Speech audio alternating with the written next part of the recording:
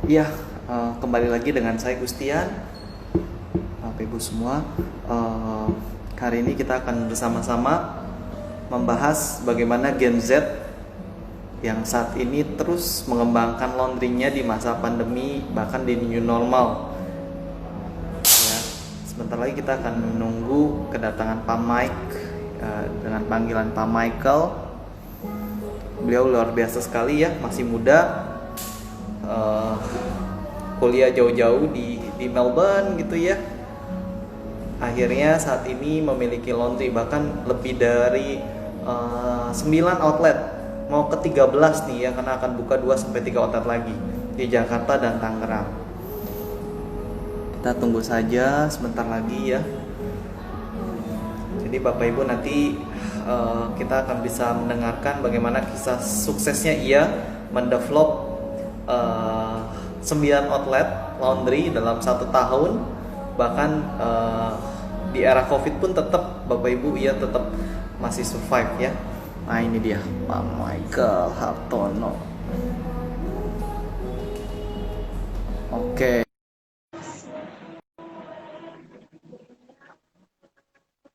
Halo, Halo, selamat siang. halo siang.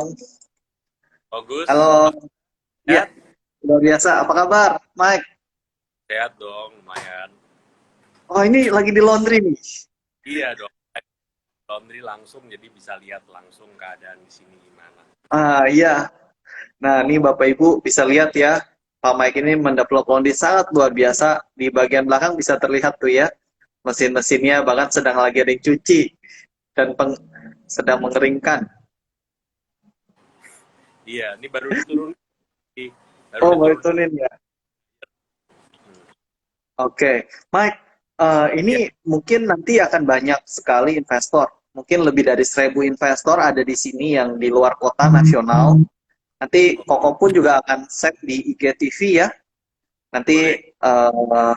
Mike tolong berbagi nih bagaimana sekarang bisa sampai 9 outlet, bahkan lagi sedang ada pengembangan lagi ya di Citra Raya, di beberapa apartemen. Iya, Sebelumnya Mike apalagi kalau di tiga ini. Jadi, ya ya, Mike sebelumnya kalau boleh memperkenalkan diri terlebih dahulu Mike, terus bisa sampai ke mau punya bisnis laundry itu bagaimana awalnya Mike? Boleh ini cerita langsung ya Mike? langsung mulai Ya, apa? kayaknya Enggak lah, karena udah jam 2 nih, kayak kita langsung mulai ya Mike. Ini sekarang boleh. sudah jam Ini kurang 4 menit sih. Tapi kalau kita mau mulai kurang 4 langsung, menit ya. ya. Gak apa-apa, makanya sekarang mungkin perkenalan dahulu aja Mike dulu sambil tunggu yang lain join. Boleh, boleh. Iya. Nama saya Terus kalian komenin di sini ya. ya, 29 tahun, 30 tahun. Eh, ini di bisnis laundry ini sejak 2017 awalnya. Jadi kayak karena laundry adalah satu yang nggak ngikut sama tren ya. Jadi kayak beda gitu sama makanan yang eh, ada hari ini hype, besok nggak hype lagi. Yang itu butuh cuci dan butuh pakaiannya bersih. Makanya saya tuh masuk ke dalam bisnis laundry. Dan awal mula sih waktu itu buka di apa namanya buka laundry bareng teman itu di PSD, terus buka lagi di Kelapa Gading dan nambah terus sampai di Bali sama di Citra Raya. Outlet terakhir itu di Bali buka tahun lalu. Hmm, sip. Nah, backgroundnya dulu, Mike, dulu backgroundnya di mana Mike kuliahnya? Kalau saya dulu di kuliah di Australia di Melbourne, Monash University, uh, sampai ambil banking finance, terus tempat kerja juga di kantoran beberapa tempat, 2 tempat, kurang lebih kerja dari 2012 sampai 2019. Jadi sambil saya Hmm, kerja juga gitu, sekitar 2 tahun saya jalanin. Sampai akhirnya full time oh, saya untuk ke laundry aja sehari-hari. kalau dia aja ya. Oke. Kalau nggak salah Mike pun juga siapa? Adik Mike juga di luar ya? kuliahnya Eh, sampai sekarang bantu laundry ya? iya, kakak saya sih, saya anak bungsu Oh soalnya. kakak, kakak Eh, ya ya ya. kakak saya juga bantu laundry, cuma di bagian keuangannya. Kalau saya lebih ke arah operational dan untuk mengembangkan dan juga eh, mempromosikan laundrynya. Gitu sih. Oke, nah memang cocok. Yang kita butuhkan sekarang nih, kita tahu ya Mike, di masa pandemi ya walaupun sudah lewat dan sekarang new normal, kita mengalami beberapa proses tahapan yang sungguh luar biasa nih di Indonesia. Iya, Mungkin Mike juga bisa cerita ya Mike bagaimana pengalamannya, lalu strateginya, dan juga yang sekarang tetap tetap berjalan kan social distancing, protokol kesehatan dijaga gitu Mike ya. Bagaimana Mike tetap survive, membuat promosi, mengembangkan outlet? Bisa cerita Mike. Ini mungkin langsung ke lebih banyak tanya jawab Mike. Nanti apabila ada mungkin dari Bapak Ibu yang mau bertanya dengan Mike langsung ya, bisa langsung di komen. Jadi nanti kita bisa langsung tanya jawab dan tidak tunggu sampai selesai baru ada sesi tanya jawab ya. Gitu aja ya Mike, boleh, boleh. agar lebih terhandle semuanya. Oke, Oke. bagaimana Mike? Bisa cerita dulu nih Mike. Di Gen Z nih yang masih muda-muda mengembangkan outlet laundry yang komersial semua lagi Mike ya. Iya, komersial semua sih. Eh, Kalau dilihat dari waktu pandemi ini, jujur sih bisnis lumayan shock karena Mm-mm. aku ada beberapa outlet yang buka tahun lalu dan baru sempat nature di tahun ini awal, terus tiba-tiba eh, karena memang laundry kan butuh untuk dikenal dulu nih sama customer-customer kita dan orang-orang sekitar tuh mulai suka dan mulai jadi regular customer, tapi tiba-tiba habis itu hilang nih kayak gara-gara COVID, tingkat eh, orang-orang parnonya jadi semakin tinggi, keluar rumah nggak berani, dan itu jadi kayak lumayan ngena ke bisnis laundry secara keseluruhan. Eh, Hmm. Omset ada beberapa omset yang sampai turun 50% sih, kurang lebih gitu. Hmm. Dan akhirnya ya cara membangkitkannya ya kita kembali ke promosi. Aku sih promosinya yang nggak terlalu muluk sih, tapi secara konsisten itu update di sosial media dan secara konsisten itu berkomunikasi dengan customer-customer aku. Jadi kita kasih tanya ke mereka gimana, apa eh, mau nyuci lagi nggak, kita ada program nih membership atau semacamnya. Terus kalau misalnya takut keluar, mungkin kita bisa ngelayanin pick up sama delivery service-nya, karena eh, aku ngelihat opportunity untuk pick up sama delivery itu kan tinggi banget ketika PSBB seperti ini. Jadi aku tekan ke arah sana, dan karyawannya juga aku dorong mereka untuk mau untuk pick up dan delivery. Oke. Jadi sepertinya kan sebelumnya konsepnya memang self service dan full service. Akhirnya Mike mendevelop untuk delivery gitu ya. Eh, dari awal sih sebenarnya delivery itu udah ada, tapi bukan jadi kayak, Oke. jadi kalau istilahnya di dalam satu meja makan tuh bukan makanan yang sangat diminati, cuman karena memang kondisinya seperti ini lebih menekankan ke sana, karena kan kalau misalkan tetap dipaksakan untuk self service itu ada beberapa protokol yang kita harus terapkan ya di laundry, kayak cek suhu, pakai masker, itu kita terapkan sih di sini. Tapi Hmm. social distancing dan jumlah orang yang berada di dalam laundry ini nunggu kan nggak bisa kayak kalau misalnya di sini ada 6 mesin, enam-enamnya orang datang ke sini mungkin ajak keluarganya kan penuh laundrynya, pasti nanti bisa dipolis lain nih. Iya betul betul. Nggak boleh kayak begitu. Jadi aku lebih mereka kalau misalnya mau self service itu banyakkan sih karyawan aku encourage mereka suruh kontak dulu. Kita mau ke sana nih jam segini, bisa kosongin mesin nggak? Udah gitu ada orangnya apa enggak? Nanti jadi mereka datang laundry dalam keadaan tidak terlalu ramai. Jadi mereka bisa uh, kita patuh sama protokol kesehatan, di satu sisi juga Oke. kita juga dapat yang namanya customer juga kita bisa tetap maintain. Itu sih kalau Hmm. kurang lebih prosesnya selama COVID itu seperti ini. Hmm. Lalu lalu dengan adanya delivery bagaimana di masa pandemi sampai new normal sekarang pergerakannya bagaimana deliverynya? Kalau Eh, di Max. untuk delivery prosesnya sih jelas meningkat sih. Kayak banyak yang minta pick up sama delivery dan bahkan kadang-kadang aku sendiri yang pick up sama delivery gitu. Aku sendiri.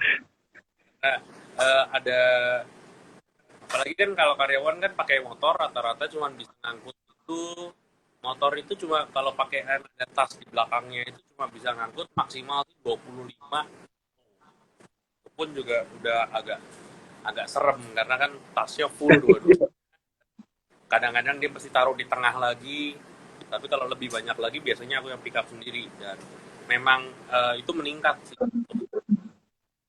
karena kan Oh, meningkat ya. jauh kalau untuk Nah, Mike, SOP-nya bagaimana, Mike, untuk delivery? Biasanya kan eh, kadang itu ada mungkin bisa bisa ada tambahan tambahan ya pada saat serah terima pakaian. Itu seperti apa, Mike? Atau pada saat sudah selesai kalau delivery SOP-nya bagaimana sih, Mike? Yang Mike lakukan di outlet? kalau SOP sih eh, pertama pembayaran sih aku minta selalu di muka ya.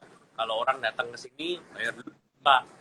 Karena resiko Hmm. kayak mereka akhirnya nggak ngambil bajunya tuh aku udah pernah ngalamin.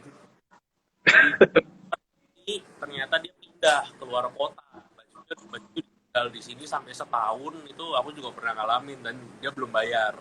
Itu pembayaran di muka. Hmm. Tapi kalau delivery sih eh, nggak pada saat itu sih. Jadi kayak eh, aku bawa timbangan. Jadi staff aku bawa timbangan, ditimbang, terus bayarannya ya bisa pada saat itu juga karena uh, staff-staff aku juga aku kasih nomor rekening kalau misalnya mereka mau bayar lewat transfer jadi kasih tahu atau pakai barcode GoPay juga apa tapi paling lambatnya itu pada saat sebelum cuci jadi aku nggak mau proses pencucian kalau belum bayar Hmm. Gitu ya. timbangan itu wajib untuk dibawa supaya kan nggak enak ya kayak untuk Max Clean ini batasan 6 kilo untuk satu Hmm. mesin ya kan rule of thumb-nya kan kayak 8 kilo 8 kilo setengah tapi 70%-nya kalau enggak nanti mesinnya ngamuk ngambek itu kan Hmm, 5,6 gitu ya. kilo ya kan aku taruh 6 kilo kalau ada kelebihan dikit masih oke okay lah 5-10% maksimal tapi kalau lebih dari itu kan otomatis biasanya aku akan kembaliin ke customer tapi kalau delivery kan masa staff aku ke sana terus pulang lagi jadi makanya aku lengkapin pakai timbangan setiap kali pick up itu sih Oke. Nah, dulu kan Koko maksudnya oh pernah dengar tuh dari Papa juga ada sempat pergantian payment juga ya. Jadi karena notanya dulu kan sempat pakai apa clean lab ya. Terus akhirnya sekarang sudah beralih. Bagaimana sekarang efeknya sejak eh peralihan?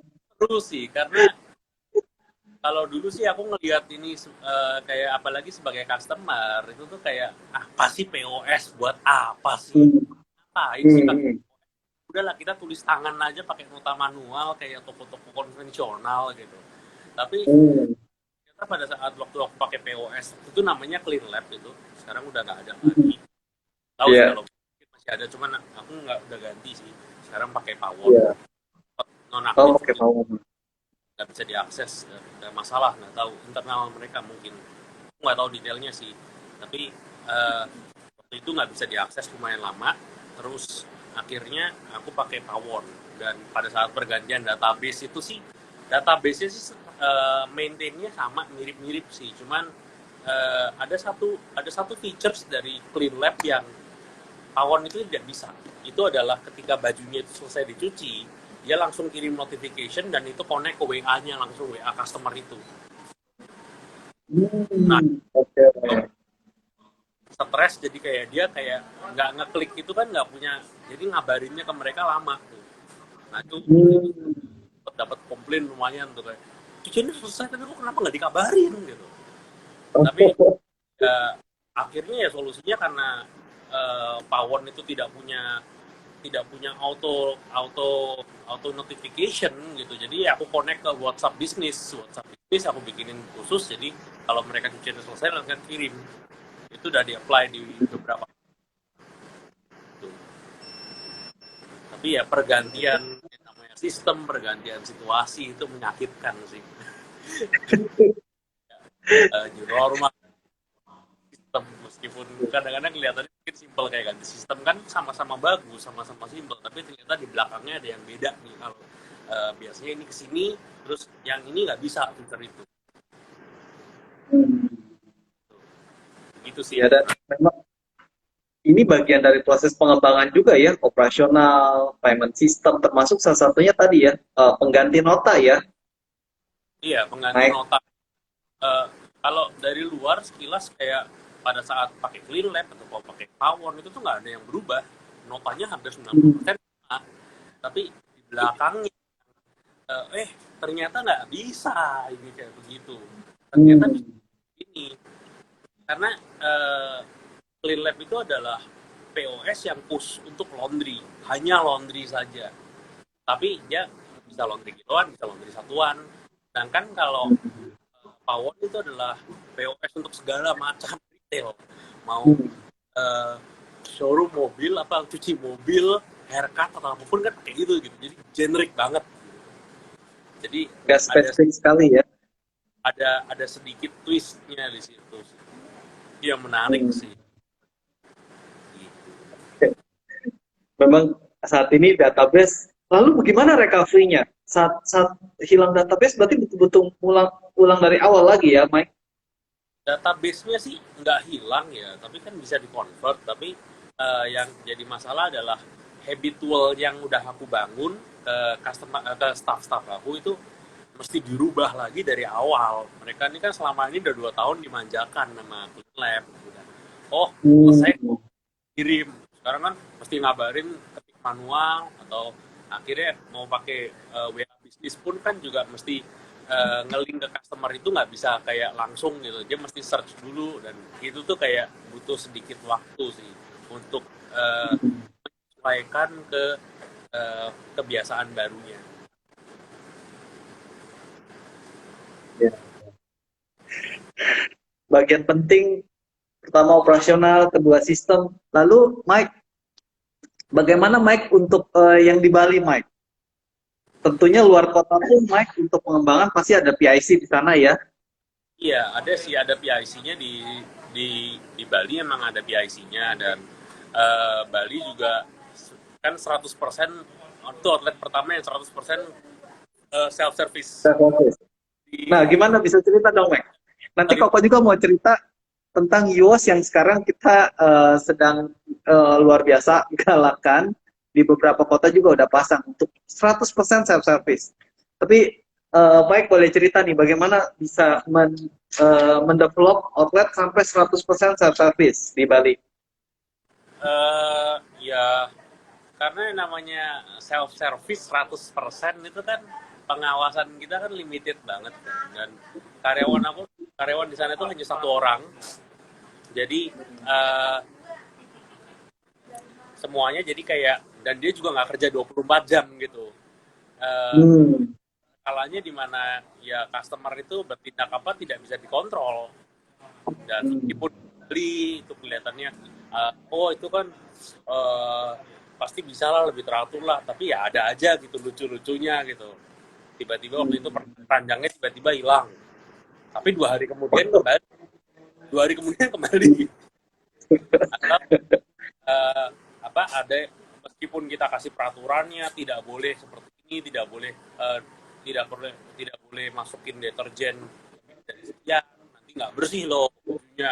Tapi ada yang masukin deterjennya waktu itu aku taruh botolan gitu, kayaknya dia buka pintu mesin washer, dia masukin itu deterjen banyak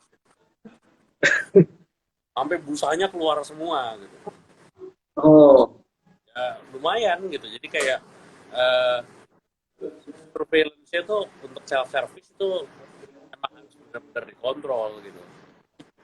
Tapi ya pricing-nya oke juga ya, Mike. Pricing-nya juga di Bali oke ya.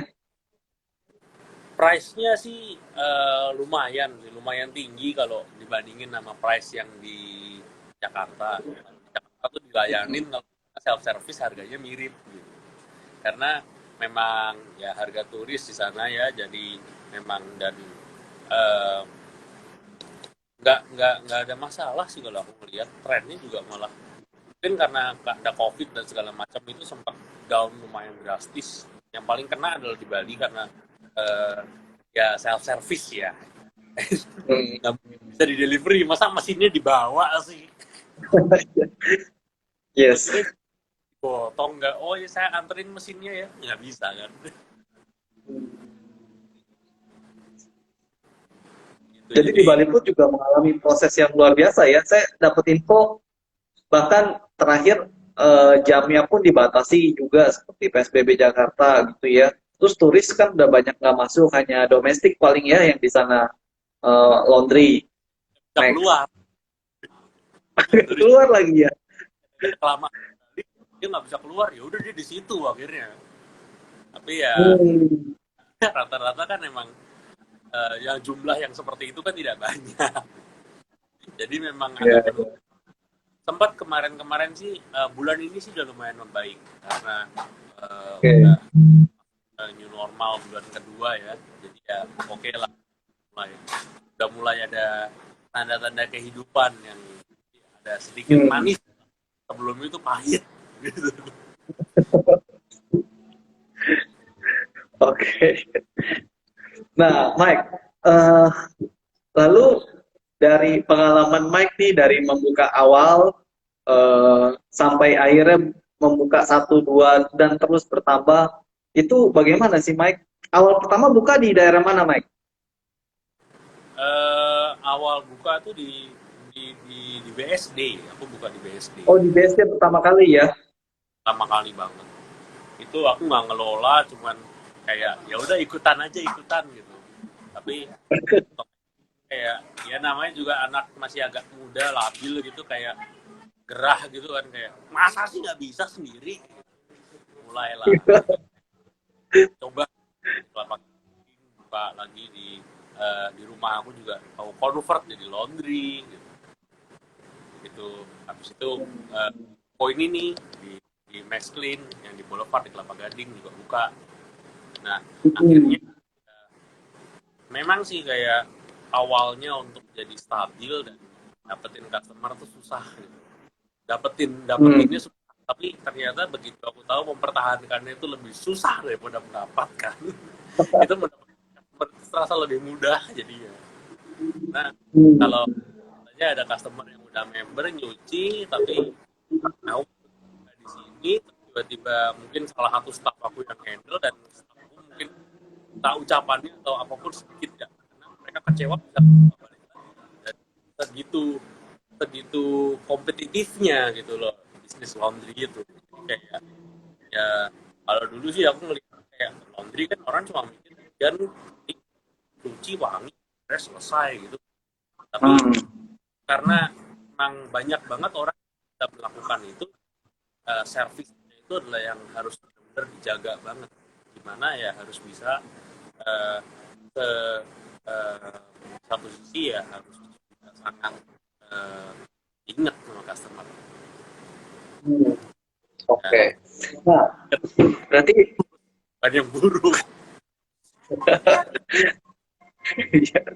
nah, Mike membuat apa ya? Kok saya katakan tuh service level yang seperti apa sih Mike yang dibuat strateginya di outlet-outlet Mike? uh, Sebenarnya sih kayak uh, kalau dibilang yang kayak selalu menyajikan yang terbaik, ya ya kita berusaha sebaik mungkin, tapi Hmm. namanya juga orang kan, tim juga meskipun support dari luar biasa gitu, kalau ada mesin masalah karena pasti ada responnya cepat gitu ya, tapi ya kita kan orang juga ya, pasti ada lah salahnya tuh, pasti ada, Hmm, betul. pasti ada, dicari itu pasti ketemu gitu loh, nggak mungkin begini terus nggak ada satupun yang komplain gitu. Cuman ketika customer komplain itu anggapinnya gimana, dan kadang-kadang mereka nggak harus kayak oh langsung kita ganti atau apa, tapi ya didengerin aja mereka udah suka gitu loh. Dan gimana kita nggak lari dari tanggung jawab, itu sih yang eh, aku belajar banyak. Kayak customer itu ya emang kadang-kadang maunya banyak, tapi di satu sisi ya kita mungkin nggak bisa penuhin semua, tapi ya kalau misalnya memang itu masih jadi kapasitas jawab kita, ya kita bantu. Hmm. Aku, semua customer tahu ya, kalau misalnya customer lagi ngomel-ngomel atau apa, jangan salah, meskipun mereka itu nggak salah dan mereka itu salah, mereka yang salah nih. Hmm. Ya, gimana ya, kita lebih me- ya tidak terlalu eh, di satu sisi memang SOP yang jelas yang baku, tapi ada satu hal juga ya, kita jaga customer lah sebaik mungkin. Hmm. Oke. Nah, Mike, membahas tadi aplikasi yang ada notifikasinya. Nanti mungkin tim Koko atau dari Koko nanti bisa kirimin beberapa itu presentasi video. Kita udah keluar namanya UWOS yang memang 100% saat ini untuk self service sih. Dan itu dedicated masuk langsung di mesin. Jadi kalau selama ini ada beberapa POS yang bisa langsung men-trigger di mesin, itu baru masuk di on off mesin atau di pulse coin. Nah, sekarang itu kita ada develop yang memang betul-betul notifikasinya ada di aplikasi yang di-download oleh customer. Tapi untuk self service, full service-nya pengembangan nanti. Nah, mungkin di Kelapa Gading yang kemarin juga Mike tanya itu akan dipasang sepertinya. Itu cukup banyak juga dan 6 dan mesin besar 2 ya. Itu akan dipasang di Google memang Mike. Tapi untuk self service. Jadi kalau memang ada yang full service mau nggak mau ya kasir. Nah, menurut Koko ini kan kita bicara tema gimana rahasia mendevelop outlet sampai Mike nih awal pertama sampai kedua dan ketiga. Mungkin operasional ya kalau Koko katakan sih di banyak seminar Koko juga gitu ya Mike. Apapun mesinnya, bagaimanapun cara operasionalnya, manajemennya, promosinya, bagaimana membuat customer antri itu yang paling penting ya. Iya benar, gimana antri dan tetap antri, jadi kayak balik lagi itu sih yang Yes. kayak eh, mesin mungkin bisa membantu tapi tidak bisa mempertahankan kalau kita punya eh, customer service excellence yang cukup baik sih. Iya, Ya betul, kenapa setuju. eh, kenapa rasanya apa ya, karena ya aku jaga customernya sebaik mungkin. Kayak, dan jaga karyawannya, jaga customernya. Customernya doang nggak Iya, hilang, udah gitu customernya dibawa kabur sama mereka. Itu iya, paling. betul. Karena Koko ada pengalaman juga, Mike. Ada satu outlet yang isinya hanya sekitar 5 sampai 5 mesin ya, kalau nggak salah. 5 mesin, tapi omset bisa 110 juta lebih satu bulan. Koko hitung secara hitungan aktual itu nggak mungkin. 24 jam mungkin sih, tapi juga nggak bukan 24 jam gitu. Akhirnya Koko kira ini masih muda juga, nanti Koko mau ajak juga sebenarnya. Ya punya berapa belas sekarang. Ada yang di Lampung, di mana gitu ya. Sempet Koko visit ke outlet gitu, lihat. Ternyata memang strateginya di members. Membersnya itu satu hari bisa lebih dari 10 sampai 15 member baru. Wajar jadinya. Jadi yang udah selesai dia member lagi. Yang baru ada juga. Jadi 110 juta itu bukan real omset sebetulnya, tapi membership. Jadi saya tanya Mike, kau tanya bisa bersih berapa tuh? Hitung-hitung bisa hampir 90 juta Mike. Jadi kau bilang ya wajar, karena membernya tuh uang member semua Mike. Nah kalau di Ya, Mike, apakah ada sistem member Mike? Di eh, outlet-outletnya? Iya sih, memang aku juga memang salah satu kenapa itu bisa meningkat omsetnya ya, aku coba tawarin program membership kayak Hmm. duluan untuk 15 kali cuci atau 35 kali cuci, terus perpanjang terus, tapi nggak bisa lama-lama membernya, jangan beli satu terus dia cuma sebulan sekali ya, tah kalau kayak gitu. Cuman aku limit penggunaannya berapa lama, ada jangka waktunya. Dan memang Oh, oke. yang sudah jadi reguler mereka akan member dan repeat terus gitu. Cuman membership ini ya memang ditujukannya buat orang yang rucinya lumayan banyak. Kalau yang cuma sedikit-sedikit ya aku sih memang nggak terlalu targetin ke sana sih, karena yang kalau sedikit kan lebih ke arah yang kayak plot yang mini terus segala itu biasanya kan eh, orang-orang yang short stay gitu kan, kalau di daerah-daerah ya, biasanya banyak terus sering datang 2 hari 3 hari sekali nyuci lagi, yang pakai member. Targetnya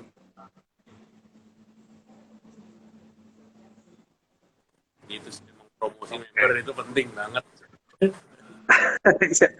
Nah, bagi Bapak Ibu yang mau tanya, silakan ya, tinggal chat di kolom komen untuk Mike dan juga saya. Nah, Mike, ini kalau Mike melihat seperti ini, kan laundry sudah punya contohnya, sudah dikembangkan dengan sekian outlet saat ini. Jadi saat ini adanya di mana aja, Mike? Di Jakarta, Tangerang, Bali ya? Iya, kalau di kotanya ya tiga tempat itu, di Jakarta, Tangerang, sama di Bali juga satu. Bali ya. Nah, Mike, eh satu pertanyaan lagi, Mike. Margin yang rata-rata Mike terima berkisar di antara berapa sih, Mike? Nggak bicara angka nilainya, tapi persentasenya, Mike. Satu outlet. Satu outlet marginnya ya variasi sih, karena kan memang ada yang harga sewa sedikit dibanding yang lain, ada yang Oh iya, harga iya. sewa ya, ya makanya kan kayak variabelnya lumayan tinggi. Ada yang persen, ada 50% juga ada. Jadi Hmm. beda kalau untuk setiap outlet apa. Dan berbeda juga kayak kalau yang servis tentunya ya masih tinggi banget nih. Kayak di Hmm, hmm.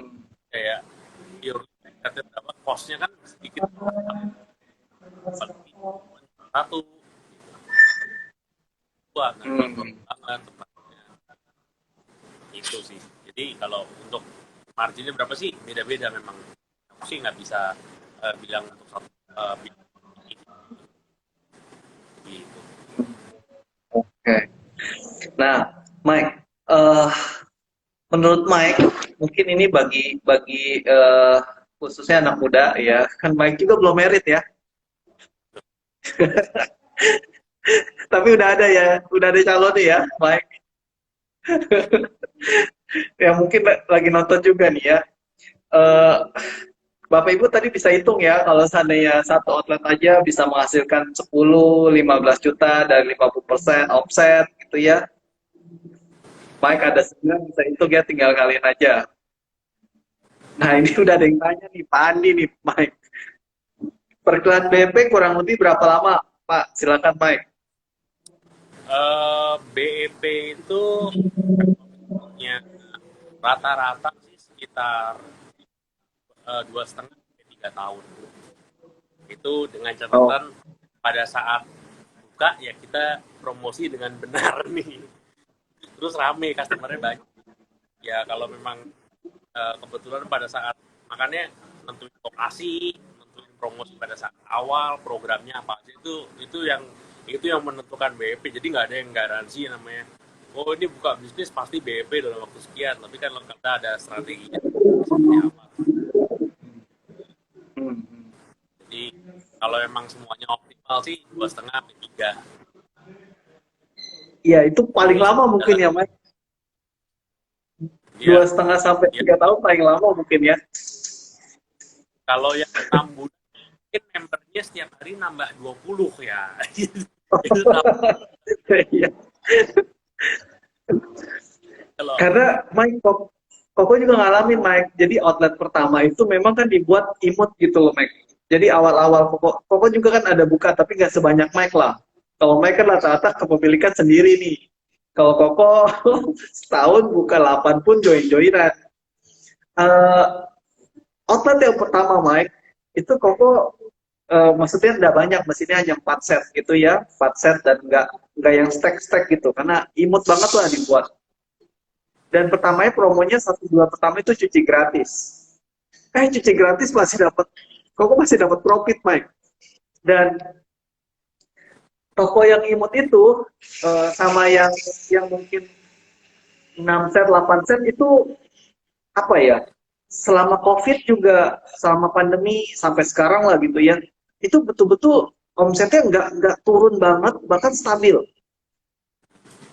Jadi Koko benar-benar belajar dan kalau boleh jujur, karena ada histori juga lah reportnya ya, itu BP benar-benar 9 bulan, mau 10 bulan. Itu BP 10 bulan. Tapi memang setuju yang Mike tadi sampaikan bahwa tergantung sewa. Kalau sewa yang Koko itu kebetulan Koko dapat cukup bagus, bahkan bisa bulanan sewanya Mike. Jadi nggak nyewa Mike. Koko bersyukur. tergantung ya kayak Jadi dalam investasi ini kalau sewanya dihitung jadi bagian dari sewa ya bisa 2 tahun 3 tahun aku bilang. Kalau sewanya sewa iya, yang dibayar, nah, itu sih aku berdasarkan asumsi yang tadi, jadi makanya emang bilang gitu. Kalau memang sewanya bulanan mungkin jauh lebih cepat ya. iya betul Mike. Karena seolah-olah di awal pun udah nyewa kan, Koko langsung bisa potong operasional cost Mike. Jadi itu yang mungkin ya nggak semua tempat sih dapat, tapi Koko beberapa tempat bersyukur bisa dapat gitu. Nah, tadi ada pertanyaan Mike, mungkin ke Mike juga nih. Tadi kan BEP-nya tadi kurang lebih 2-3 tahun. Jika dihitung dengan sewa dan lain-lain ya Mike, kalau Ya, nanti seperti yang konsep Koko tadi, kebetulan lagi pas beruntung mungkin dapat tempatnya, itu bisa di bawah 1 tahun. Karena memang nggak nyewa gitu ya, paling amortisasi mesin. Nah, ini ada yang nanya lagi nih, Mike. Andi, tadi pertama Pak Andi Wibowo udah terjawab. Nah, ini Pak Andi juga. Kok Mike, keuntungan jadi member di Lotte apa nih? Wah, kayaknya mau jadi member nih, Mike. Pak, sepertinya ini customer saya. Oh, iya. Tes. Kalau Keuntungannya apa, Mike? Ya. rata-rata adalah harganya itu jauh lebih murah, per cucinya 20-30%. Hmm, Jauh lebih hemat. 20-30% ya. Eh, Bayar di muka cuman apa ada cost savings yang lumayan lah gitu. Hmm. Ada 30%. Lumayan kan? Jadi kalau jadi member, istilahkan 100.000 gitu ya, ya 30%-nya aman lah gitu ya. Jadi hanya bayar 70.000 gitu ya, Mike ya. Jadi kayak misalnya nih kali cuci 50, cuma kalau dia member ya bisa jadi satu kali cuci cuma 40 ribuan, tapi mereka bayar di muka dulu untuk 15 kali cuci. Hmm. Kan 100 ribu gitu. Ya pasti ada. Jadi kalau misalnya orang dalam 1 bulan mereka nyuci lebih dari kayak 15 kali atau 35 kali, ya mendingan member aja bayarnya di awal bulan, tapi habis itu kan jatuhnya jauh lebih murah dan cuciannya bisa jauh lebih banyak.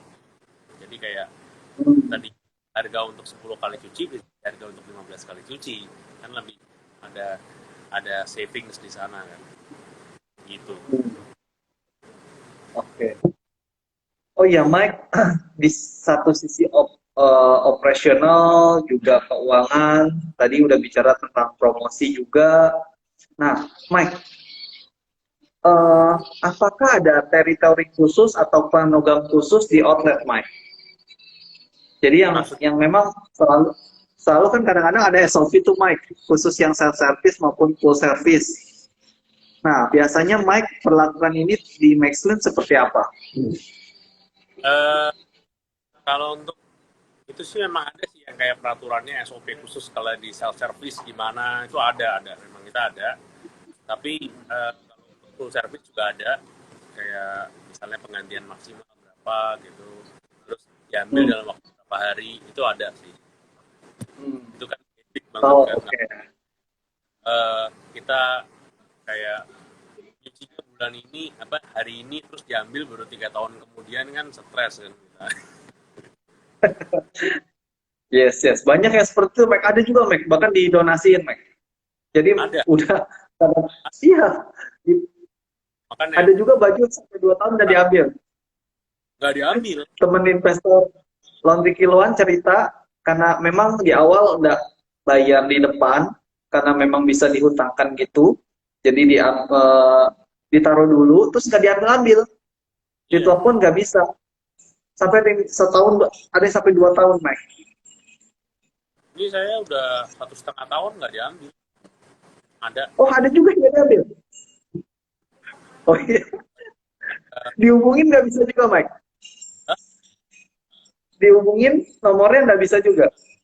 ada yang bisa tapi ngomongnya lagi di luar kota ya, terus dia juga titip dulu di situ, terus ada juga yang nggak bisa dihubungin, bahkan ada yang benar-benar yang nggak ada, nggak ya nggak ada, beneran nggak ada, kayak nggak bisa dicari Hmm.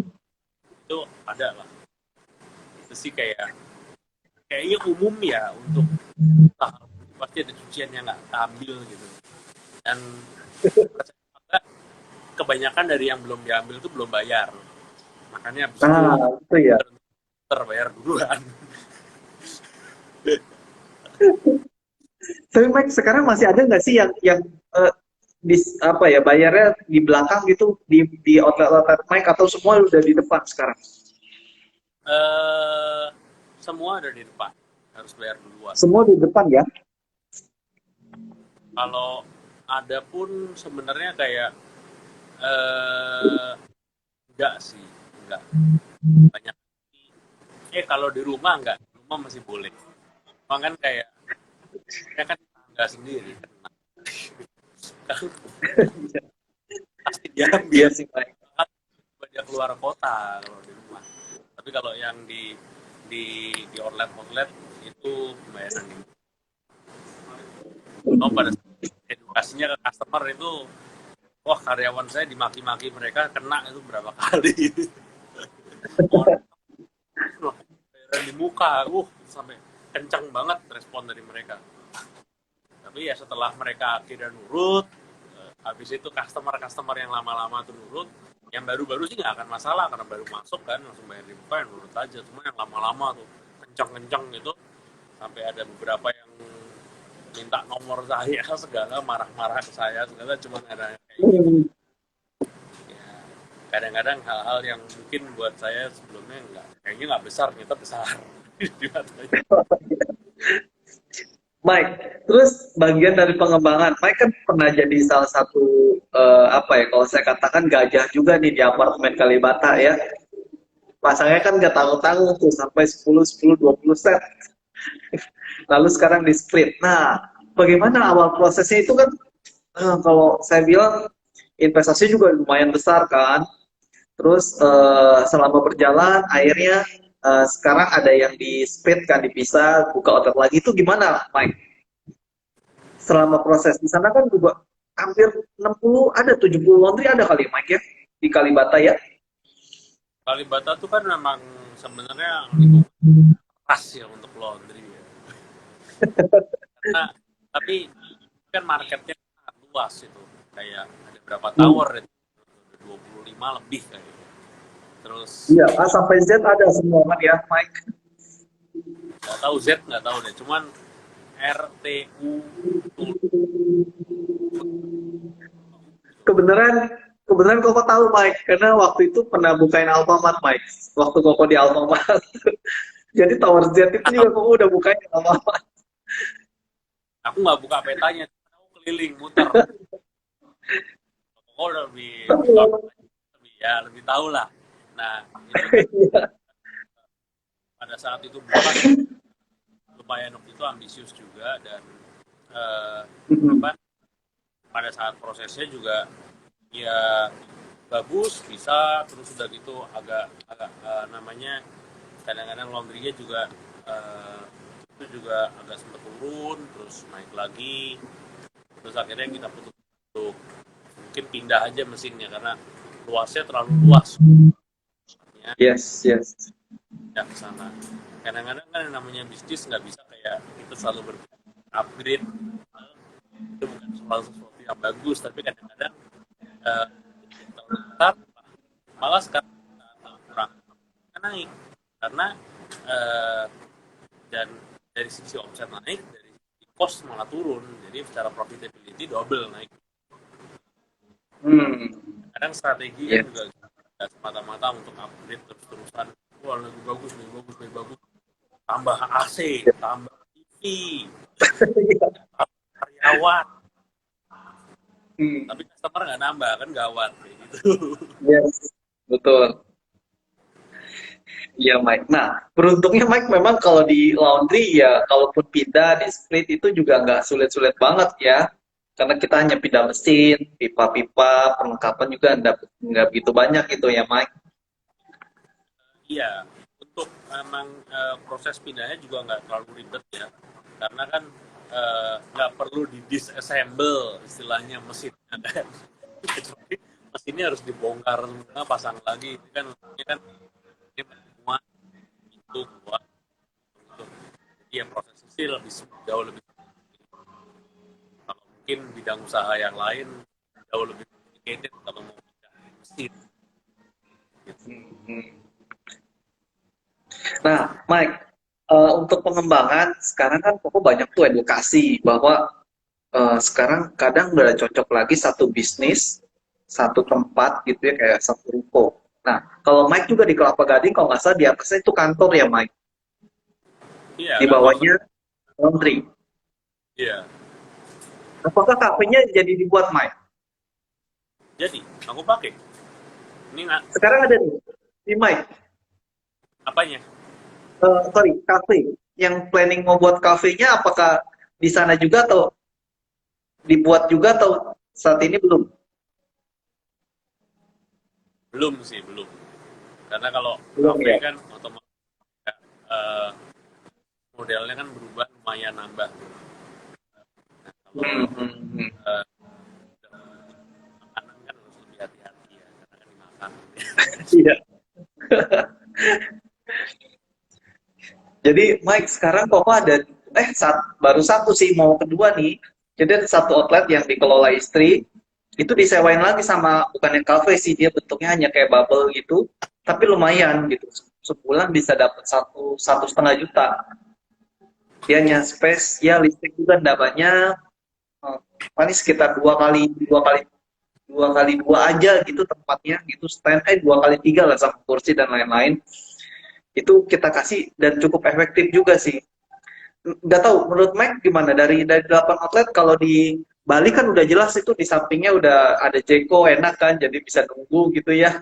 Ketahuan sambil ngopi gitu ya Kalau kalau di kalau di sana, Bali. iya. Jadi kalau nanti buka buka lagi di sana, ya lucu kalau di Bali. Tapi kalau di tempat lain sih itu memang ada mau direncanakan sih kira-kira gimana. Jadi kayak Iya boleh Mike.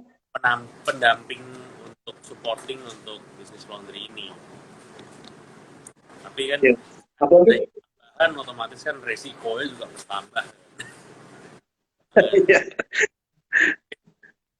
Karena Mike kan udah ada banyak nih, udah ada 9 gitu ya. Jadi kalaupun buka kopi bisa langsung 9 tuh Mike. Entah kopinya, kalau nggak salah Mike kan dulu waktu itu di Kalibata tuh ciptain yang botol gitu ya, yang udah dituang itu masih jalan nggak sih Mike? Memang boleh jalan Mas Ian, tapi secara online sih. Kali ini masih Oh belum ada secara online ya? outlet outlet resmi lagi, belum dibuat lagi. Karena kalau masuk outlet kan otomatis kan kayak untuk eh, karyawan dan segala macamnya kan lumayan berat itu kontrol. Hmm, iya. Karena ini Koko juga nih sekarang lagi ada di kafe di daerah Gading Serpong gitu ya. Kalau lihat rata-rata kafe itu space-nya gede banget. Kalau masukin 3-4 laundry sebenarnya bisa banget gitu. Dan sewanya bisa kerjasama atau nego. Nah ini sebenarnya marketnya gede banget, Mike. Menurut Mike bagaimana Mike? Cuman sih itu tergantung dari visi dari laundry kita mau kayak gimana sih. Apa target market kita itu seperti mau untuk aim yang jadi customer cafe itu atau enggak gitu. Hmm. Kalau memang pas ya kenapa enggak. Cuman mungkin konsepnya harus sedikit di twist, nggak bisa full Yes. service, self service, tapi self service pun kan juga mesti dikaji stok enggak. Nah, biasanya self service enggak. Apa mereka ke kafe itu cuma 15 menit atau 10 menit terus pulang kan nggak cocok kalau kayak gitu. Orang durasi laundry ini Betul. kan 10 menit. Setuju. Ya. Nah, kok kebetulan kok ada beberapa investor di luar kota sekarang mereka sudah mulai kombinasikan Mike. Jadi rukonya itu dikombinasi dengan salon, dengan coffee, dengan barbershop, beberapa lah. Mereka sekarang udah kombinasi. Nah, ada info Kokoh cukup efektif. Salah satunya di Surabaya. Ada lebih dari 5 sampai 10 investor buka gitu Mike ya. Di combine dengan coffee, better sih. Maksudnya mereka cukup bagus. Maksudnya secara omset maupun kan tahu juga margin dari kopi pun juga cukup menarik gitu. Apalagi nyuci bisa gratis kopi saatnya kalau member itu juga mungkin menarik bagi anak muda khususnya yang dekat kampus, Mike. Tapi kan selama pandemi ini kita tahu kampus-kampus yang ada laundry itu wah drop semua, bahkan bisa sampai lebih dari 50% minusnya. Karena udah nggak ke kampus lagi. Jadi hanya mengandalkan existing yang ada, nah itu lumayan ngedrop. Koko jadi nah mungkin Mike bisa cerita juga ya, ini kan kita mengalami krisis yang cukup luar biasa gitu ya, berpengaruh terhadap ekonomi juga. Dari 9 outlet Mike gitu ya, ada nggak sih outlet yang tetap survive? Terus bagaimana hal itu bisa bisa dilihat, bisa jadi role model gitu. Jadi kayak contoh Koko juga ada nih dari yang gua tadi cerita dari 8 5 lah, 5 yang dikelola istri, 3 yang lain. Itu ada satu yang benar-benar survive. Ternyata setelah Koko teliti, lokasi itu paling penting memang. Terus kedua tempat parkir. Tempat parkir nggak bisa terhindarkan, kalau bisa emang harus ada. Karena ada beberapa outlet Koko yang nggak ada parkir ya, Mike. Jadi parkirnya itu di pinggir jalan mepet gitu, karena ambilnya nggak benar-benar kios, nggak benar-benar ruko, tapi semi ruko lah, kios lah. Terus ada juga yang memang iya tempatnya apa di perumahan gitu ya, di perumahan. Segmen untuk middle low sama atau middle up itu juga pengaruh. Nah, kalau di Kelapa Gading tempat Mike itu rata-rata yang di sekitarannya Max Green sana itu investornya juga semua happy Mike. Karena memang itu tempatnya udah sangat ideal dan semua orang banyak yang sering makan ke situ, visit tempat kopi juga banyak gitu Mike. Perbankan di sana ekonomi jalan. Nah, dari pengalaman Mike bagaimana? Mike, ini kayaknya waktunya kita tinggal sekitar 10 menit lagi Mike. Setelah ini kita selesai ya mungkin 5 menit Mike cerita closing statement nanti kita save IG-nya. Mungkin banyak juga nih investor saya yang belum lihat, belum dengar. Oke, kalau untuk outlet yang luar biasa konsisten sih, jadi kayak nggak ada pengaruh sama sekali sih. Semua sih ada pengaruhnya lah. Nah, aku nggak Oh, bilang semua kayak ada ya? ada pengaruh karena COVID, tapi habis itu membaik. Bukan berarti kayak jelek terus, tapi kayak 1 bulan, 2 bulan agak drop, setelah itu membaik. Itu karena ya dari eh, pattern behavior-nya ya, yang sempat nggak berani keluar rumah, bahkan kayak parno banget nih, takut banget gitu, kayak takut bajunya dicuciin orang, akhirnya cuci sendiri aja deh, takut. Itu juga sempat ngalamin, tapi setelah itu kayak dengan promo dan komunikasiin itu naik lagi, dengan istilahnya kayak kita konsisten dengan gimana kita menjangkau customer itu naik lagi itu sih. Tapi kalau memang sekedar untuk lokasi sih memang bener, aku setuju banget sih, karena salah satu laundry aku juga dulu tuh pernah yang aku buka itu tempat parkir susah, jadi orang juga susah main gitu, apalagi kalau parkir paralel di derek segala tuh ada gitu. Yang di Kelapa Puan itu Jadi parkir harus masuk, tapi cuma terbatas hanya 2 sampai 3 mobil. Jadi itu sangat berpengaruh dan lokasinya itu juga berpengaruh banget. Jadi Gitu ya, ya, Mike, ya. tapi kalau lokasinya udah bagus, kalau memang karena wabah kayak begini ya kadang-kadang kita nggak bisa ngomong apa-apa gitu. Kayak tadi yang Iya dekat sih. kampus, Loh, sekarang hapusnya itu susah kan. Kita juga nggak pernah ada yang nyangka, tapi ya, kita coba cari cara lain, mungkin ada kayak mungkin nggak bisa 100% balik kayak dulu lagi, tapi adalah opportunity lain yang bisa digali. Kalau dari sisi aku adalah dengan gencar ke aku tekanin ke delivery sama ke order untuk customer excellence juga. Dengan situ meskipun tidak ada promo yang sangat gede spam besar atau besar ya, tapi customer itu yang nanti akhirnya menjadi sarana untuk mempromosikan kualitas kita kalau yang happy. Itu yang sejauh ini yang menjadi powerful toolsnya kenapa aku bisa banyak buka atau bisa dapat maksudnya kayak profitnya lumayan ada karena dari mouth to mouth itu yang sangat kuat sih dari customer-nya. Nah, Mike, terakhir Mike, closing statement apa yang mau Mike sampaikan nih? Karena banyak juga sebenarnya investor yang masih menahan Mike, tahan buka, masih ragu-ragu. Apa Mike pesan-pesannya nih Mike? Bentar ya, kalau misalnya bisnis itu ya mungkin dengan semua ada persiapan, tapi ya pasti kan kita ada beberapa faktor yang kita nggak bisa tebak, tapi kalau kita nggak coba kan nggak pernah tahu.